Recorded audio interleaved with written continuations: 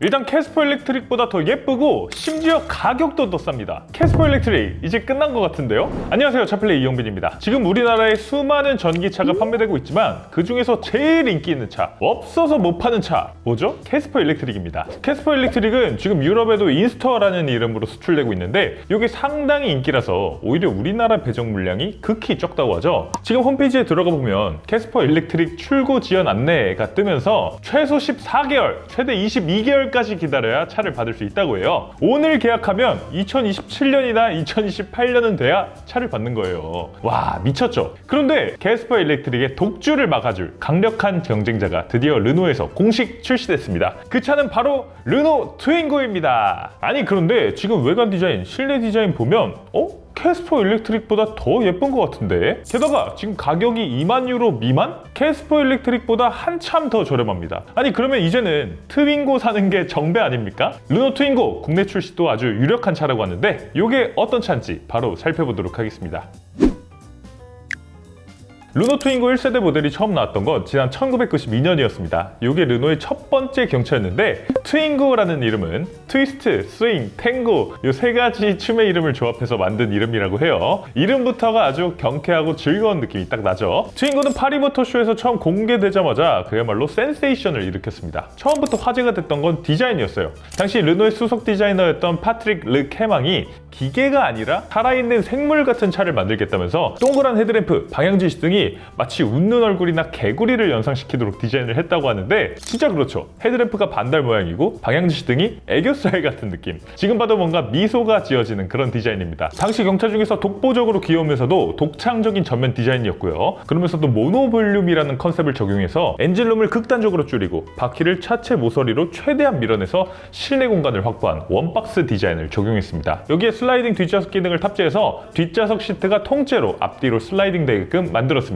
좌석을 뒤로 밀면 2열 레그룸이 여유롭게 나오고 좌석을 앞으로 밀면 트렁크 공간이 여유롭게 나오는 기능이었는데 이런 실용적인 기능까지 두루두루 탑재하면서 당시 트윙고는 엄청난 열풍을 불러일으켰습니다. 당시 파리 모터쇼를 방문한 사람 5명 중에 1명이 트윙고를 보고 갔다라고 했을 정도였고요. 1992년에 이 차를 최초 공개하고 1993년부터 이 차를 팔기 시작했는데 1993년 한 해에만 12만 5천 대의 트윙고가 판매됐다고 합니다. 히트다, 히트!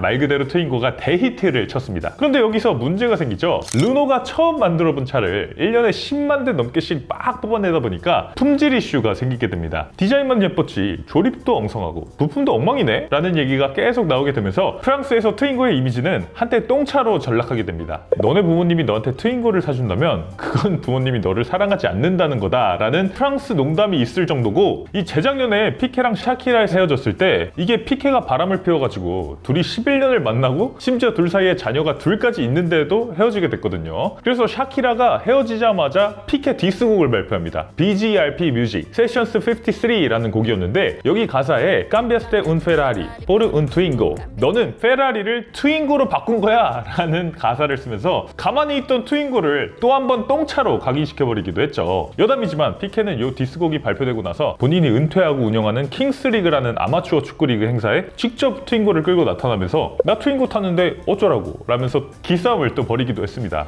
나이가 40이 다 됐는데 자기 딴에는 유쾌하게 응수했다 라고 생각한 것 같은데 쥐가 잘못해놓고 뭐가 그렇게 당당해 라면서 욕만 대차게 얻어먹고 끝났죠. 아무튼 이 피케와 샤키라의 스캔들 덕분에 거의 단종 수순을 밟던 르노 트윙고는 전 세계적인 공짜 홍보 효과를 누리게 됐고요. 한물간 줄 알았던 트윙고라는 이름을 전 세계 젊은 세대에 다시 한번 각인시킨 초대형 해프닝으로 남게 됐습니다. 그래서 정말로 르노 트윙고는 단종되지 않고 다시 한번 새로운 4세대 모델이 단 2년 만에 초스피드로 개발되면서 이번에 이렇게 전기차로 화려하게 부활하게 됐습니다. 자, 그러면 르노 트윙고 4세대 이테크 일렉트릭 어떤 차로 나오게 됐는지 조금 더 자세히 알아보도록 하겠습니다. C형 르노 트윙고 크기부터 한번 살펴보도록 하겠습니다. 길이는 3789mm, 너비는 1720mm, 높이는 1491mm, 휠베이스는 2493mm입니다. 국내 경차 기준인 길이 3600mm, 너비 1600mm는 살짝 넘는 국내 기준으로는 소형차라고 할 수 있어요. 하지만 르노에서는 트윙고를 가리켜서 유러피안 K카, 분명히 경차라고 이 차를 분류하고 있습니다. 경쟁 모델인 캐스퍼 일렉트릭하고 비교해보면 길이는 캐스퍼 일렉트릭이 360mm 더 길고요. 너비는 트윙고가 110mm 더 깁니다. 높이는 캐스퍼 일렉트릭이 84mm 더 높고 휠베이스도 캐스퍼 일렉트릭이 87mm 더 길어요. 전체적으로 트윙고가 캐스퍼 일렉트릭보다는 조금씩 더 작습니다. 그럼에도 르노의 자회사 암페어의 암페어 스몰 플랫폼 르노5나 르노4에 사용된 소형 전기차 전용 플랫폼을 사용했습니다. 기존에 내연기관 차량 부품을 공유하던 CMF-B EV 플랫폼 이런 게 아니라 처음부터 배터리 모터만 생각하고 설계한 스케이트보드 형태의 플랫폼이다 보니까 바닥이 평평해서 실내 공간이 극대화되죠. 그래서 경차라고는 하지만 실제 공간을 놓고 보면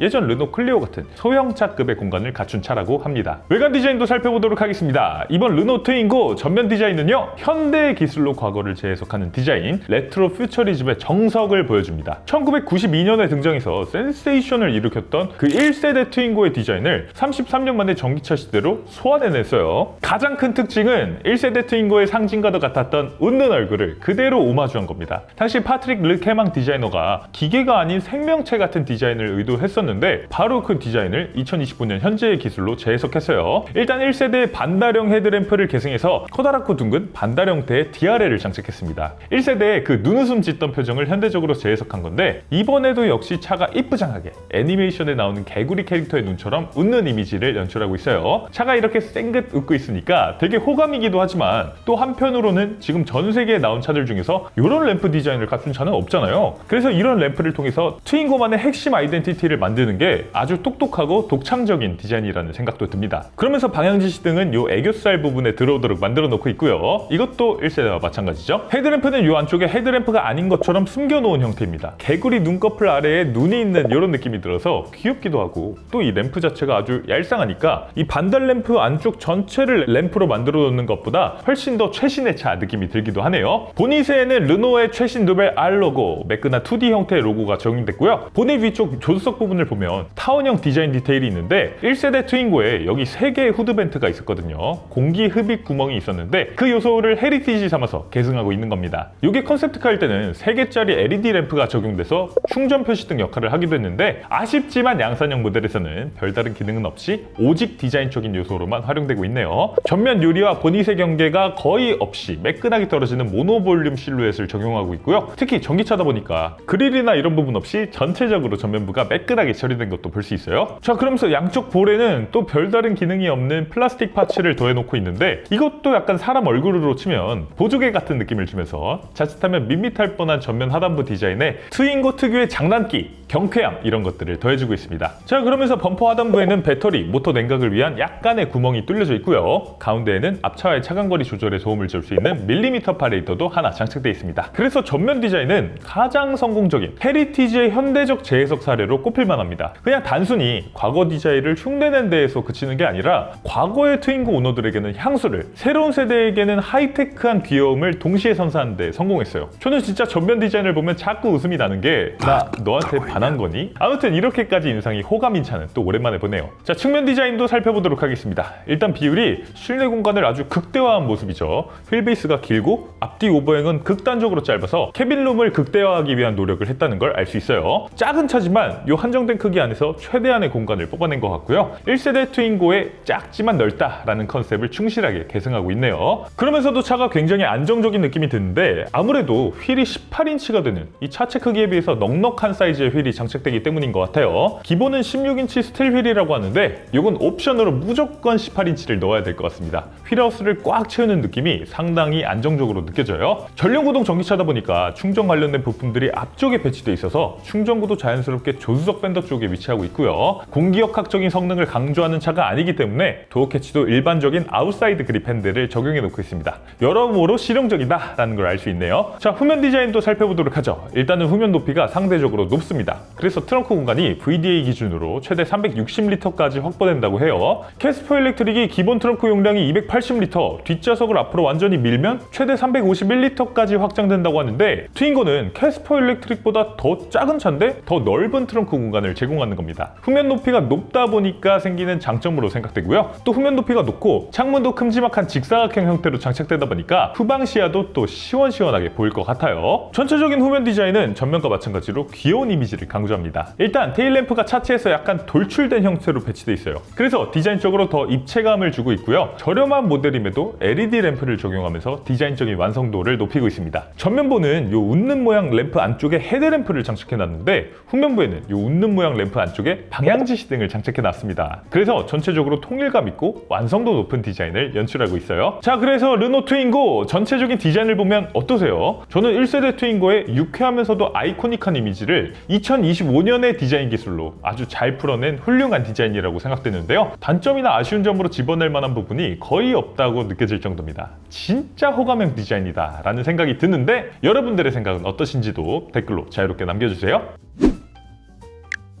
실내도 한번 살펴보도록 하겠습니다. 일단 가장 먼저 눈에 띄는 건 수평형으로 배치된 듀얼 스크린이에요. 운전자 앞에는 7인치 디지털 계기판이 장착돼서 주행 정보를 직관적으로 보여주고요. 중앙에는 10인치 멀티미디어 터치 스크린이 장착되어 있습니다. 여기에는 르노의 최신 인포테인먼트 시스템 오픈 R 링크 시스템에 구글 서비스가 내정된다고 해요. 그래서 구글 플레이에서 다운받을 수 있는 100가지의 앱이 제공된다고 하고요. 나라마다 그 나라에 맞는 앱을 다운받을 수 있다고 합니다. 예를 들어서 프랑스에서는 내비게이션으로 구글 맵을 다운받아서 쓰고 음악 스트리밍 앱으로 스포티파이를 다운받아서 쓴다면 우리나라에 출시했을 때는 티맵이나 네이버 지도, 음악은 멜론이나 유튜브 뮤직 이런 식으로 그 시장에 맞는 앱을 스마트폰 연결 없이 차량 OS에서 직접 실행할 수 있다는 겁니다. 아, 좋네요. 이런 부분은 확실히 경쟁 모델인 캐스퍼 일렉트릭보다 비교 우위에 있다고 느껴집니다. 르노의 공식 AI 비서 레노 아바타도 탑재됩니다. 이렇게 생긴 캐릭터예요. 귀여운지는 잘 모르겠지만 챗GPT-4o 미니 기반입니다. 그래서 우리가 요즘 쓰는 가장 최신의 AI까지는 아니더라도 정말 실생활에서 잘 사용할 만한 AI 비서가 탑재돼서 음성 명령을 하거나 일상적인 대화를 하거나 가벼운 궁금증을 물어보거나 하는 정도의 티키타카는 할 수 있을 걸로 생각됩니다. 디스플레이가 장착되기는 했지만 실제 물리 버튼이나 로터리 컨트롤을 유지하고 있어서 공조 장치를 쉽게 조작할 수 있도록 했고요. 유럽 사람들이 특히나 좋아할 것 같습니다. 디자인적으로는 외장 바디 컬러 그린, 레드, 옐로우, 블랙을 대시보드와 도어에 아주 팝하게 반영해서 전체적인 실내 분위기가 장난기 넘치는 그런 느낌이 들도록 만들어 놓고 있고요. 실내 소재도 실용적이고 경쾌한 느낌입니다. 플라스틱이나 직물 소재를 적극 사용하고 있어요. 지붕 라이닝에는 트윙고 알파벳 패턴을 적용해 놓고 있는데 이런 것도 펑키한 느낌이 들죠. 전체적으로 실내 분위기가 트윙고라는 자동차의 성격에 잘 어울린다는 생각이 들어요. 트윙고는 기본적으로 4인승 구조입니다.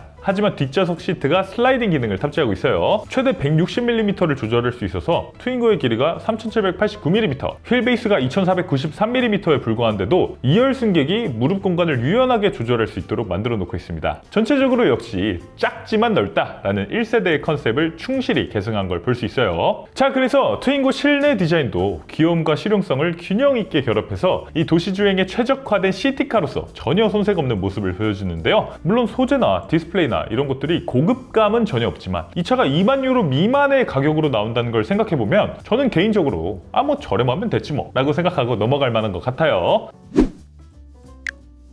르노 트윙고 모터와 배터리도 한번 살펴보도록 하겠습니다. 기본적으로 전륜구동 싱글모터 사양만 출시된다고 하고요. 최고 출력은 80마력이라고 합니다. 80마력이면 딱 평범한 경차죠. 캐스퍼 1.0 자연흡기 가솔린 모델이 76마력 정도 되니까 그거랑 비슷한 정도 출력입니다. 트윙고의 경쟁 모델 캐스퍼 일렉트릭은 97마력, 115마력 이렇게 두 가지 전기모터 옵션을 제공하고 있는데 그거에 비하면 한참 부족한 출력이죠. 시속 100km까지 가속 시간은 12.1초라고 하는데 특이하게 시속 50km까지 가속 시간을 별도로 공개했습니다. 3.85초라고 해요. 그래서 트윙고가 출력이 좀 낮기는 한데 도심에서는 어차피 5030 이런 환경에서는 시속 50km까지 가속력이 더 중요한 거 아니야? 제로 50이 3.85초면 괜찮은 거지 뭐 라는 르노의 생각이 엿보이기도 합니다. 맞죠? 트윙고를 가지고 막 스포츠 주행을 하실 분들은 거의 없으실 테니까 80마력이라는 출력이 넉넉하진 않아도 딱 맞는 수준이라는 생각이 듭니다. 배터리는 27.5kWh LFP 배터리를 탑재합니다. 그러면서 주행 가는 거리는 WLTP 기준 263km, 우리나라 기준으로는 200km 초반대가 되겠죠. 배터리 용량이나 주행 가는 거리는 굉장히 적습니다만 르노에 따르면 트윙고는 애초에 도시 주행에 초점을 맞춘 설계가 적용돼 있고 트윙고 잠재 고객의 일일 평균 주행 거리는 35km에 불과하다고 해요. 그래서 이게 절대 부족한 게 아니라고 합니다. 하지만 캐스퍼 일렉트릭하고 비교해보면 한참 용량이 부족한 건 사실이죠. 캐스퍼 일렉트릭은 배터리가 최대 49kWh, 주행 가는 거리가 WLTP 기준으로 355km인데 트윙고는 요것보다 것보다 대략 90km 정도 더 적게 가는 겁니다. 그럼에도 이 LFP 배터리는 LG 에너지 솔루션이 독점 공급하는 배터리입니다. LG 에너지 솔루션의 폴란드 브로츠와프 공장에서 생산되는 배터리고요. 코발트나 니켈 같은 희귀금속 의존도를 줄여서 배터리팩 비용을 NCM 배터리 대비해서 20% 절감했다고 합니다. 또 파우치셀, 셀투백 배터리라서 작은 공간에도 최대한 에너지 밀도를 높여서 배터리를 장착했다고 해요. 급속 충전 속도는 최고 50kW, 10%에서 80%까지 급속 충전 시간은 약 30분이 소요된다고 합니다. 자, 그래서 르노 트윙고 제일 중요한 건 가격이겠죠. 가격은 아직 구체적으로 공개되지는 않았지만요. 르노 트윙고의 리베뉴 리더 이 그레고아르 지네가 공식 보도자료를 통해서 약속한 내용을 보면요, 무조건 2만 유로 미만의 가격으로 판매될 예정이라고 합니다. 와, 대박이죠? 2만 유로면 지금 우리 돈으로 3,372만 원? 아이고, 지금 환율이 10년 내 최고가입니다. 1유로가 1,686원. 진짜 뭔가 비정상적인 건 맞는 것 같은데, 그래서 우리 돈 기준으로 3,472만 원 미만이라고 보기는 조금 이상한 것 같고요. 유럽인들 기준에서는 대략 2천만 원대 초반, 1,000만 원대 후반 가격이다 라고 생각하는 게 맞을 것 같습니다. 캐스퍼 일렉트릭이 지금 유럽에서 23,900유로에 판매되고 있는데 그것보다도 3,900유로 더 저렴한 겁니다. 16% 이상이 더 저렴하죠? 그러면 당연히 트윙고 사는 거 아닙니까? 네, 아니겠죠. 더 넉넉한 주행거리, 더 강력한 출력을 원하는 소비자들은 캐스퍼 일렉트릭을 선택할 것 같고요. 그런 것보다는 귀여운 디자인, 실용적인 공간, 합리적인 가격 이런 것들을 더 따지는 소비자들은 앞으로는 르노 트윙고를 선택하지 않을까 생각됩니다.